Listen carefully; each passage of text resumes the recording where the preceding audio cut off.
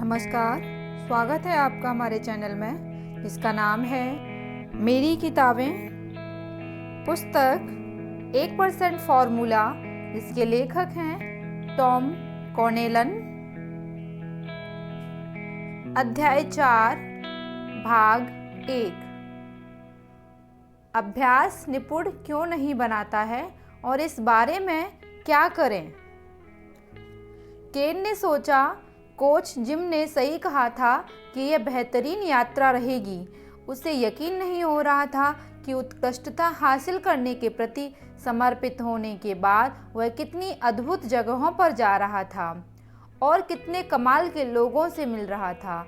आज कैजुअल पोशाक वाला शुक्रवार था। उसे ऑफिस में साथियों की प्रतिक्रिया देखकर बहुत अच्छा महसूस हुआ जब उसने उन्हें बताया कि उसने अलमारी के बिल्कुल नीचे से अपने वोटिंग शू निकाले थे और वह शॉर्ट्स पहनकर क्यों आया था। वह ऑफिस के बाद नाव चलाने जा रहा था। उसका दिल जमीनी नियमों को तोड़ने के लिए ललचा रहा था, लेकिन अंततः उसने उस आदमी का नाम नहीं बताया जिसकी नाव पर वह सवारी करने वाला था।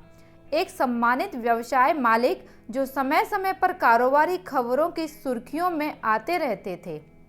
शाम को जब वह अपनी डेस्क से उठने लगा तो केन ने अपनी नोटबुक को देखा। अब इसमें पैट से सीखी बातें शामिल हो चुकी थीं, यानी गति और लीवरेज के नियम जो 1% के फॉर्मूले का आधार हैं। केन को लगा कि नोटबुक नाव पर ले जाना मुनासिब नहीं होगा। उसकी सीखी बातों की सूची इस तरह थी। नंबर 1, कार्य करने से वह निष्क्रियता दूर होती है जो आपको उसी जगह रोके रखती है। नंबर 2, गति आपको चलायमान रखती है। नंबर 3, सही लीवरेज आपके प्रयास की तुलना में ज़्यादा बड़े परिणाम देता है। नंबर 4, 20/80 सिद्धांत के कारण आपको अपने कार्यों में छोटे परिवर्तनों की तलाश करनी चाहिए जो आपके परिणामों में बड़े परिवर्तन उत्पन्न कर दे। 20/80 सिद्धांत, कामकाजी व्यवहार बटे कामकाजी परिणाम। नंबर 5, गति, लीवरेज और लहर प्रभाव संलग्नता की ओर ले जाते हैं। संलग्नता, प्रेरणा डैश कार्य। हालांकि वह मानता था कि वह कभी कभार धीमा पड़ जाता था, लेकिन पिछले 2 सप्ताहों में वह ज़्यादातर वह छोटे परिवर्तन कर रहा था जो उसने अपने ऑफिस और घर पर करने के लिए चुने थे। इक्का दुक्का मौक़ों पर उसने सोचा कि शायद उसे थोड़ा सा लहर प्रभाव दिख रहा था जिसके बारे में पैट ने बात की थी। जब उसने एक कोरा पेज पलटा जिसे वह अगले शिक्षण सत्र के बाद भरने वाला था तो उसे रोमांच की गूंज महसूस हुई। बॉब स्पष्ट रूप से गपशप में यकीन नहीं करते थे। जब वे लोग बंदरगाह में बंधी दूसरी नावों के बीच से होते हुए घाट से बाहर निकल रहे थे तो उन्होंने केन को आवश्यक निर्देश देने के अलावा कुछ नहीं कहा। केन ने सोचा, इस व्यवसायी और नाविक में शांत आत्मविश्वास कूट कूट कर भरा है। वह शर्त लगाने को तैयार था कि जब बॉब कुछ कहते होंगे तो लोग निश्चित रूप से सुनते होंगे। एक बार जब वे जमीन और दूसरी नावों के रास्ते से दूर पहुंच गए तो उन्होंने पाल उठा दी। पल भर में वे दोस्ताना खामोशी में वहां बैठे रहे। उनकी निगाह समुद्र के विस्तार और सामने के आसमान पर थी। जब नाव पानी को काटते हुए आगे बढ़ी, फिर बॉब ने इशारा करते हुए केन से कहा, हम उस तरफ जा रहे हैं। यह एक छोटा टापू था, समुद्र के ऊपर निकला एक तरह का चट्टानी टुकड़ा। केन की हथेलियों में थोड़ा पसीना आ गया जब उसे एहसास हुआ कि ठीक उसी दिशा में एक तेज हवा बह रही थी, यानी उन्हें हवा के खिलाफ नाव चलानी होगी। बॉब ने पूछा, आपको याद है कि टेक कैसे किया जाता है, यानी हवा के खिलाफ नाव कैसे चलाई जाती है। केन ने थोड़ी अनिश्चितता से सिर हिलाया। वह जानता था कि जब आप हवा के खिलाफ नाव चला रहे हों तो आपको इस तरह यत्न करना होता है ताकि हवा पहले एक तरफ से फिर दूसरी तरफ से पाल में भर जाए। इस तरह आप आड़ी तिरछी नाव चलाते हुए अपनी मंजिल तक पहुंचते हैं। बहुत सालों से उसने ये काम नहीं किया था, लेकिन उसने सोचा कुछ समय में यह उसे याद आ जाएगा। बॉब ने केन को दिखाया कि यह काम सफलतापूर्वक कैसे किया जाता है।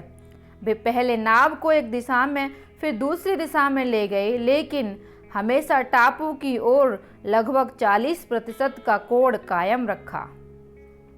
फिर वे गति बढ़ाने लगे और हर बार ज़्यादा जल्दी दिशा बदलने लगे।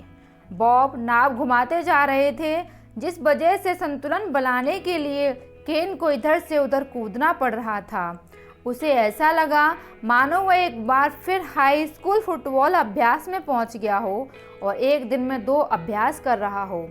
बराबरी करने के लिए उसे कठोरता से ध्यान केंद्रित करना पड़ा, सिर्फ एक तरफ से दूसरी तरफ उछलने में ही नहीं, बल्कि सामने वाली तिकोनी पाल की रस्सियां ढीली करने में भी। फिर वह उन्हें विपरीत सिरे पर खींच रहा था, जबकि बॉब मुख्य पाल को संभाल रहे थे। भौं से पसीना पोंछने के लिए उसे एक पल का समय देने के बाद बॉब ने पतवार फेरने वाली मुठिया का नियंत्रण केन को थमा दिया और कहा, अब यह काम आप करें। केन का मुंह सूख गया और उसके चेहरे पर नमकीन पानी पड़ने लगा। जब वह नाव को हवा के खिलाफ ले जाने लगा, क्या यह उसकी कल्पना थी कि वाकई हवा अचानक ज़्यादा तेज हो गई थी। कुछ समय तक उसी दिशा में चलने के बाद केन ने दिशा बदलने का फैसला किया। उसने पतवार को सावधानी से धकाया, कुछ ज़्यादा ही सावधानी से, और स्पष्ट रूप से पर्याप्त दूर नहीं, क्योंकि नाव को मोड़ पूरा करने के लिए जो गति चाहिए थी वह नहीं मिल पाई। हवा तेजी से सीधे उन पर पड़ी।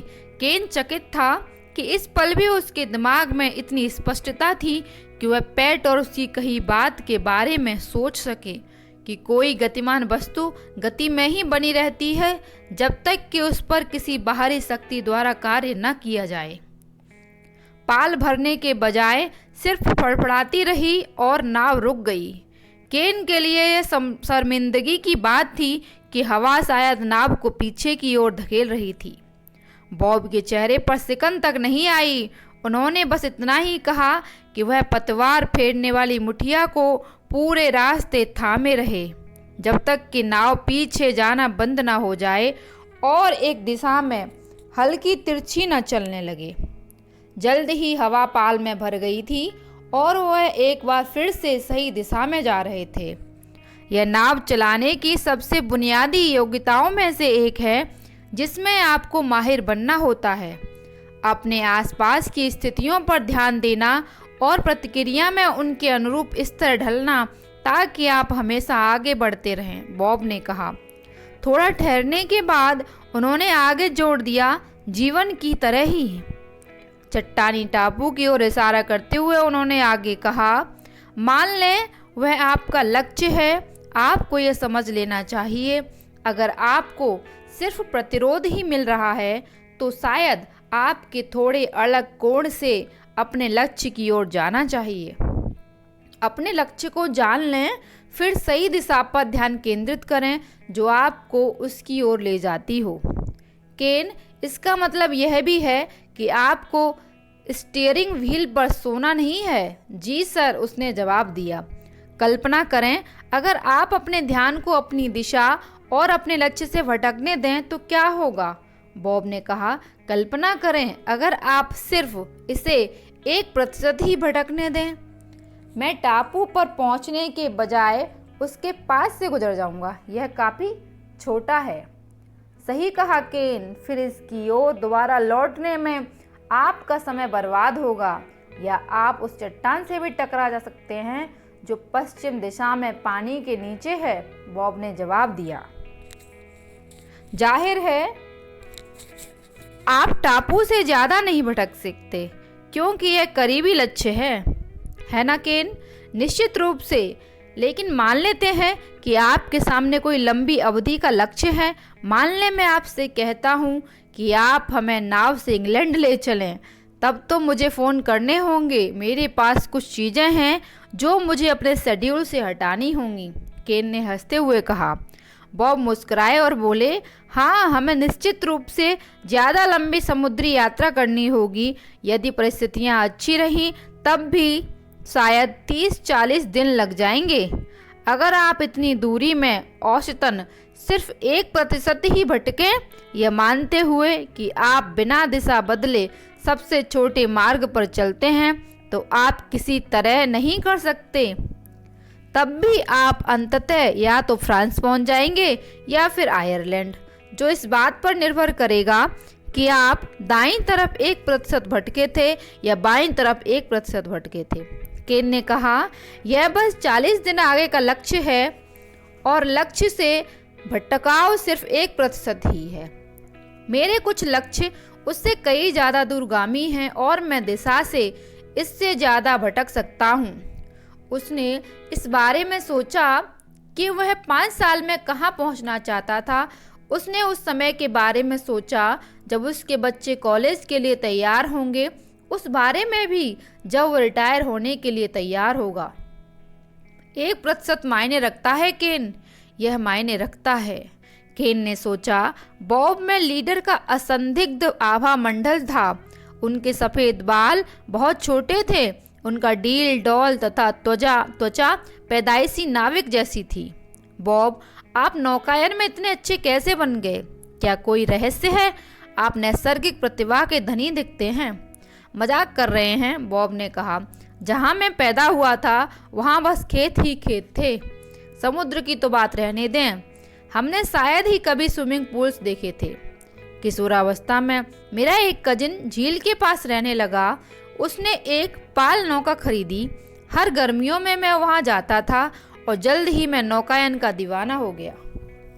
लेकिन मैं नैसर्गिक प्रतिभा का धनी कतई नहीं था। मैंने घाट से नाव निकालने या पाल उठाने में कई गलतियां की। मैं नाव उल्टा देता था, मैंने जमीन में नाव टकरा दी। वैसे मैं अभ्यास करता रहा। मैंने अपने से 5-6 साल छोटे बच्चों के साथ प्रारंभिक नौकायन प्रशिक्षण लिया। मैंने क्लास के पहले और बाद में अभ्यास किया। मैंने अभ्यास में एक के बाद दूसरा, दूसरे के बाद तीसरा घंटा लगाया, जब तक कि मैं प्रतिस्पर्धा के लायक नहीं हो गया और अंततः मेरी खुद की नाव नहीं हो गई जिससे मैं रेस करता था। हम इस रेस में दौड़ाने के लिए 6 लोगों की ज़रूरत होती थी। सप्ताह के दौरान अभ्यास करते थे और रेस के बाद सवाल पूछकर विश्लेषण करते थे। बॉब केन का सारा ध्यान खींचने के लिए ठहरे। फिर उन्होंने कहा, एक अत्यंत महत्वपूर्ण चीज़ है जो आपको 1% के फॉर्मूले के बारे में जान लेना चाहिए। स्वाभाविक जैसी कोई चीज़ नहीं है। उन सफल लोगों के बारे में भूल जाएं जिनमें किसी चीज़ की स्वाभाविक नैसर्गिक प्रतिभा होती है। यह बकवास है। सब कुछ अभ्यास का मामला है। बॉब ने फिर केन से पूछा, क्या कोई ऐसी चीज़ है जिसमें आप सचमुच अच्छे होना चाहते हैं? निश्चित रूप से, केन ने कहा। उसे महान नाविक बनने की उतनी ज़्यादा परवाह नहीं थी, लेकिन कैरियर, संबंधों, पारिवारिक जीवन और स्वास्थ्य तथा फिटनेस के बारे में बहुत सी चीज़ें थीं जिनमें वह सचमुच अच्छा बनना चाहता था। देखिए, अगर आप किसी चीज़ में अच्छा बनना चाहते हैं तो मुझे परवाह नहीं है कि कोई दूसरा क्या कहता है, लेकिन यह सब अभ्यास के बारे में है। अभ्यास करें, अभ्यास करें, अभ्यास करें। दरअसल सर्वश्रेष्ठ लोगों में सर्वश्रेष्ठ बनने के लिए आपको 10,000 घंटों का अभ्यास करना होगा। केन ने उनकी ओर भावपूर्ण अंदाज में देखा। यह आंकड़ा वे कहाँ से उठा लाए थे? यह कई अलग अलग अध्ययनों में साबित किया जा चुका है, बॉब ने आगे कहा।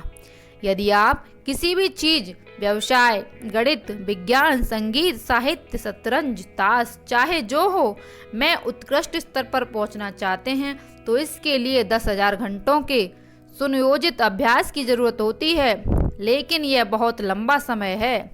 अगर आप हर सप्ताह 20 घंटे अभ्यास करें तब भी इसका मतलब 10 साल होता है।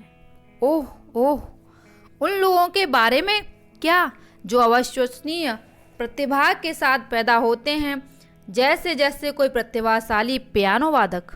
केन, दरअसल मेरी नातिन भी एक शीर्षस्थ शास्त्रीय संगीतकार है। वह वायलिन वादक है। मैंने देखा है वह कितने घंटे रियाज करती है। किसी ने तो यह अध्ययन भी किया था कि उस जैसे लोग अभ्यास में कितना समय लगाते हैं। एंडर्स एरिक्सन नामक एक मनोवैज्ञानिक ने कुछ अन्य विशेषज्ञों के साथ मिलकर एक उत्कृष्ट संगीत स्कूल में वायलिन वादकों का अध्ययन किया। उसने उन्हें 3 श्रेणियों में विभाजित कर दिया।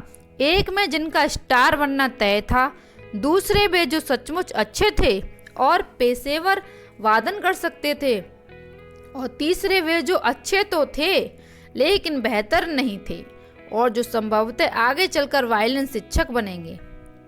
एकमात्र फर्क जो उन्हें मिला, संगीतकारों द्वारा किए गए अभ्यास के घंटों की संख्या। जो शिक्षक बनने लायक था उन्होंने 4000 घंटे लगाए, जो सचमुच अच्छे थे पेशेवर वादन कर सकते थे 8000 घंटे। सबसे ऊपर प्रतिभाशाली एकल वादक, उन्होंने कहा और जवाब के लिए केन की ओर देखा, मुझे अंदाजा लगाने दें 10,000 घंटे। दोनों व्यक्ति एक साथ मुस्कुराने लगे। वैज्ञानिकों को नैसर्गिक प्रतिभा का धनी एक भी ऐसा व्यक्ति नहीं मिला जो इतने अभ्यास के बिना शिखर पर सिर्फ इसलिए पहुंचा हो क्योंकि उसमें नैसर्गिक प्रतिभा थी। बॉब ने जोड़ा, अगर आप जानते हैं बेहतरीन बात क्या है, उन्हें एक भी ऐसा दुखी व्यक्ति नहीं मिला जो पूरे दिल से अभ्यास कर रहा था लेकिन कहीं नहीं पहुंच पाया था। सीखने वाली बात यह है, यदि आप अभ्यास में समय और प्रयास लगाते हैं तो आपको सुधार दिखेगा। यदि आप सुधार देखना चाहते हैं तो आपको अभ्यास करना होगा। बॉब, मैं यह सोचे बिना नहीं रह सकता, क्या यह कारोबार में भी सही होता है? कुछ लोगों में सही कदम उठाने का सहज बोध होता है। मेरा मतलब है, देखें तो सही कि बिल गेट्स ने कितना कुछ कर दिया है जिसके कोई करीब भी नहीं पहुंच पाया है। ठीक है, बिल गेट्स को ही देख लें, बॉब ने जवाब दिया। मैल्कम ग्लेडवेल ने अपनी पुस्तक आउटलायर्स में उनके बारे में लिखा है। उन्होंने बताया कि बिल हाई स्कूल में जिम से गायब हो जाते थे। यही नहीं, प्रोग्रामिंग सीखने के लिए वे आधी रात को यूनिवर्सिटी के कंप्यूटरों से समय चुराने भी जाते थे। इसलिए उनके माता पिता हमेशा हैरान रहते थे कि सुबह उन्हें उठाना इतना मुश्किल क्यों होता था। लेकिन जब तक उन्होंने हार्वर्ड की पढ़ाई छोड़ी तब तक वे 10,000 घंटों से ज़्यादा की प्रोग्रामिंग का अभ्यास कर चुके थे। उन्होंने संसार के हर अन्य व्यक्ति से ज़्यादा अभ्यास कर लिया था। केन को पूरी तरह विश्वास नहीं हुआ। निश्चित रूप से कुछ लोग तो महान बनने के लिए ही पैदा होते हैं। शीर्षस्थ खिलाड़ियों के बारे में क्या कहेंगे? मेरा मतलब है, वेन ग्रेटजी को देखें। वह आदमी ऐसी चीजें देख सकता था जिन्हें कोई दूसरा नहीं देख सकता था। मुझे याद है कि वे बर्फ पर पूरी तेजी से दौड़ते थे और अपनी टीम के साथी को पीछे की तरफ पक्का पास दे सकते थे जो उन्हें दिखाई ही नहीं देता था। केन ने अचरज में सिर हिलाया जब उसने ग्रेटजी के बाबों को बार बार अपने दिमाग में देखा और सोचने की कोशिश की कि ग्रेटजी ने जादुई कारनामे कैसे किए। वे खुद भी इसका कारण नहीं जानते थे। उन्होंने कहा था कि उनके अंदर एक भावना रहती थी कि बाकी खिलाड़ी बर्फ पर कहाँ थे, इसलिए वे बिना देखे ही पास दे सकते थे। वे यहाँ वहाँ नहीं जाते थे जहाँ पक थी, वे तो वहाँ जाते थे जहाँ पक पहुँचने वाली थी। बॉब ने कहा, ऐसा लग सकता है कि उनके पास छठी इंद्रिय थी, लेकिन इन चीज़ों का अध्ययन करने वाले खेल वैज्ञानिक कहते हैं कि ऐसी बात नहीं थी। दरअसल उनका मस्तिष्क उनके आसपास के सारे संकेतों को प्रोसेसिंग किसी दूसरे से ज़्यादा अच्छी तरह कर लेता था। इस बारे में सोचें, आपको क्या लगता है उन्होंने इस खेल में कितने घंटों का अभ्यास किया होगा? उन हजारों घंटों से शुरू करें जो उन्होंने अपने घर के पीछे घरेलू बर्फ के मैदान पर दूसरों बच्चों के साथ बिताए, फिर अपनी टीम के साथियों के साथ हजारों घंटों का अभ्यास किया। मैं एक पूर्व कॉलेज खिलाड़ी को जानता हूं जिसका ध्यान इस बात पर गया कि जब भी उसकी विरोधी कोई दाव बनाने वाले होते हैं तो बर्फ पर उनकी स्केट्स की आवाज़ें बदल जाती थी। इस ज्ञान से उनके दाव को विफल करने का दूसरों से ज़्यादा समय मिल जाता था। यदि मेरा मित्र यह भांप सकता था तो जरा सोचें कि ग्रेटजीत शायद उनके पीछे बर्फ पर स्केट की आवाज़ें सुनकर ही सटीकता से जान जाते थे कि पास कहाँ देना है, हालांकि वे चेतन रूप से इस बारे में सोच भी नहीं रहे थे। वैज्ञानिकों ने एक वीडियो गेम प्रशिक्षण तैयार किया है जो ग्रेटजी जैसे हॉकी खिलाड़ियों को मैदान की बेहतर अनुभूति करा सके। वे उन्हें अपने आसपास के खिलाड़ियों की जानकारी को ज़्यादा अच्छी तरह भांपने का प्रशिक्षण देते हैं। यदि अभ्यास ऐसी असाधारण योग्यता विकसित करने में आपकी मदद कर सकता है तो उन सारी दूसरी योग्यताओं के बारे में सोचें जो आप अभ्यास से विकसित कर सकते हैं। केन ने सोचा वह इस ज्ञान का उपयोग भविष्य में कर सकता है और इससे फ़ायदा उठा सकता है। फिर उन्होंने कहा, आगे चलो। बॉब की मदद से वह नाव चलाने में थोड़ा ज़्यादा आरामदेह महसूस करने लगा था, लेकिन वह शांत हो गया जब उसने उस छोटे चट्टानी टापू को घूरा जिसके वे करीब पहुंच रहे थे। वह अपने दिमाग में हिसाब लगा रहा था कि इससे उस बात की पुष्टि हुई जो उसने पहले सोचा था। उसने कामकाज में 10,000 घंटों से ज़्यादा लगाए थे, लेकिन उसे महसूस होता था कि वह अपने कैरियर में महारत हासिल नहीं कर पाया है। वह एक तरह के मैदानी इलाके में पहुंच गया था जहां से वह ऊपर नहीं जा पा रहा था। उसने संबंध कायम कर रखने तथा अभिभावक बनने में भी 10,000 घंटों से ज़्यादा लगाए थे, लेकिन इसके बावजूद भी कई बार संघर्ष क्यों होता था। बॉब, मैं अपने कामकाज में हर सप्ताह 45-50 घंटे लगाता हूँ, यानी साल में कम से कम 2,200 घंटे। मैं यहाँ 5 साल से हूँ, यानी मैंने कम से कम 11,000 घंटे लगाए हैं। आपके हिसाब से तो अब तक मुझे CEO बन जाना चाहिए था। मैंने कुछ लोगों को देखा है जिनके पास 30-40 साल का अनुभव तो होता है, लेकिन वे अपने कामकाज में उतने निपुण नहीं होते हैं। ऐसा क्यों है? हालांकि इस सब के कारण वह परेशान हो रहा था, लेकिन केन ने अपनी बात एक हल्के फुल्के मजाकिया लहजे में कहने की कोशिश की। बॉब ने 100% गंभीर लहजे में जवाब दिया, मैं पहले आपको दूसरे प्रश्न का उत्तर दूंगा। 30 साल के अनुभव वाले बहुत से लोगों के पास दरअसल 30 साल का अनुभव नहीं होता। उनके पास तो 1 साल का अनुभव होता है जिसे 30 बार दोहराया गया है। कारण यह है कि उन्होंने कभी विकास या विस्तार किया ही नहीं। धन्यवाद। आपका दिन शुभ हो।